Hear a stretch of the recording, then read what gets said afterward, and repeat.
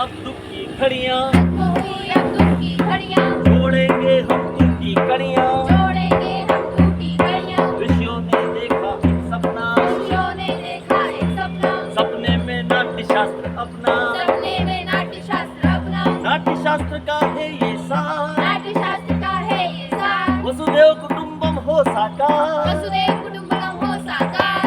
अरे ओ चाचा, ओ दादू, देखो देखो नाटक का जादू। अरे सुनो भाई सुनो, जादू तो आँख का धोखा है, लेकिन नाटक आंखों के मेल को धोता है। जादू जादू। अरे भाई नाटक जादू ही तो है। अरे भाई तुम कहना क्या चाहते हो? अरे यही कि नाटक में कितना आकर्षण कि हर कोई उसकी तरफ खींचा चला आता है।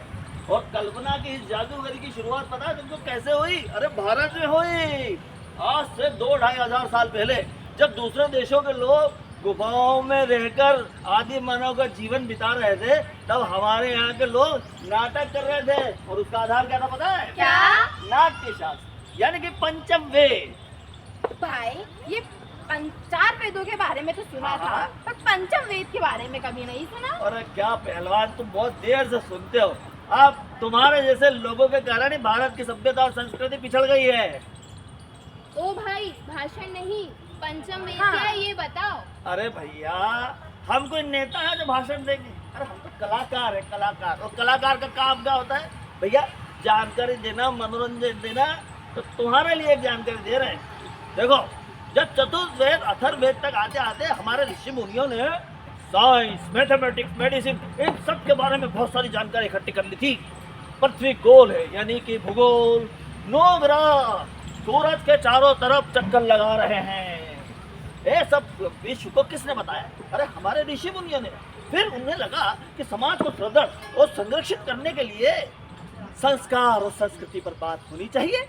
तो फिर इसमें कला का बहुत विशेष महत्व था।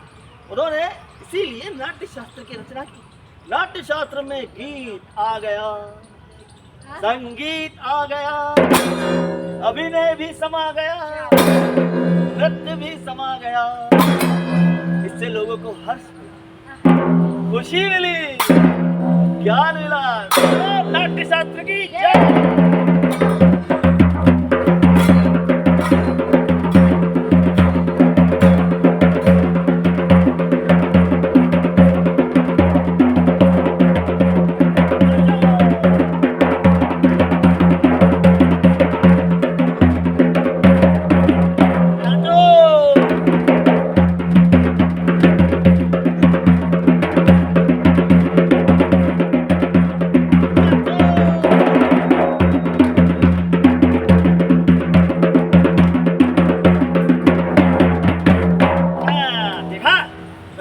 योगदान कल भी था, आज भी है और कल भी रहेगा। रहेगा रहेगा। ये बताओ कि पंचम वेद लिखा किसने था? बोलो, अब हम ये भी बता दे। अरे भाई, पंचम वेद लिखा था हमारे ऋषि मुनि ने, भरत मुनि ने। हाँ, नाटक का मतलब होता है डिसिप्लिन। नाटक का मतलब होता है डिसिप्लिन। नाटक का मतलब होता है संगठन। नाटक का मतलब होता है पढ़े लिखे लोगों का समाज। हाँ, इसीलिए तो हमारे यहाँ जो है नालंदा तक्षशिला विश्वविद्यालय थे, समझे? अब समझी, ज्ञान था इसलिए हम धनी भी थे, सोने की चिड़िया इसीलिए कहते थे। वाह पहलवान, तो समझते हो लेकिन जरा देर से समझते हो यार। अरे भैया, तभी तो हमारे यहाँ पे देश विदेश के बच्चे पढ़ने आते थे विश्वविद्यालयों में। पर फिर गड़बड़ कैसी हुई? 400 साल पहले। कैसे? एकता के अभाव में, अखंडता के अभाव में। अच्छा, तो फिर हमने मुकाम खो दिया सामाजिक बुराइयों के कारण? कैसे बिल्कुल। बुराइयां?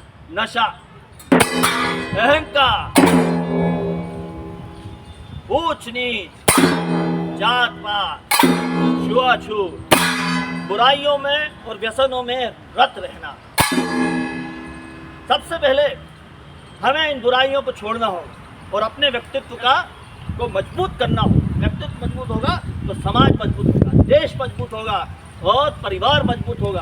परिवार से याद आया, G20 में मोदी जी कह रहे थे वन अर्थ वन फैमिली, पर ऐसा क्यों? यही तो, अरे हजारों साल पहले हमारे उपनिषद में लिखा है, वसुधैव कुटुंबकम। इसका मतलब होता है वन अर्थ वन फैमिली। फिर तो मैं भी कुछ कहना अरे चाहती हूँ। कहो। कोरोना काल में जब पूरे विश्व में कोरोना संकट आया था, तब अपने भारत ने ही पूरे विश्व को मुफ्त में दवाइयाँ दी थी। इसलिए कहते हैं जियो और जीने दो। यही तो है वसुधैव कुटुंबकम। इसका मतलब है कि सारा संसार ही हमारा परिवार है। अगर हम इसी विचारधारा पर चलते रहे ना, तो एक दिन जरूर हम सोने की चिड़िया बन जाएंगे। चिड़िया को सोने का आवरण देने में नाटक का बहुत बड़ा हाथ है। जब इस समय पूरे वर्ल्ड में लोग आपस में लड़ रहे हैं, तब हम भारत रंग महोत्सव के माध्यम से देश और विदेश के लोगों का आपस में गले मिला रहे हैं। इससे शिक्षा का आदान प्रदान भी हो रहा है और संस्कृति का आदान प्रदान भी हो रहा है। अगर इसी तरह चलता रहा तो सोने की चिड़िया फिर से बन जाएंगे। हाँ हाँ जरूर बनेगी, एक दिन सोने की चिड़िया जरूर बनेंगे। इसके लिए हमें आलस्य और भेदभाव, छुआछूत, ऊंच नीच, ये सब के लिए हमें लड़ना झगड़ना बंद करना होगा।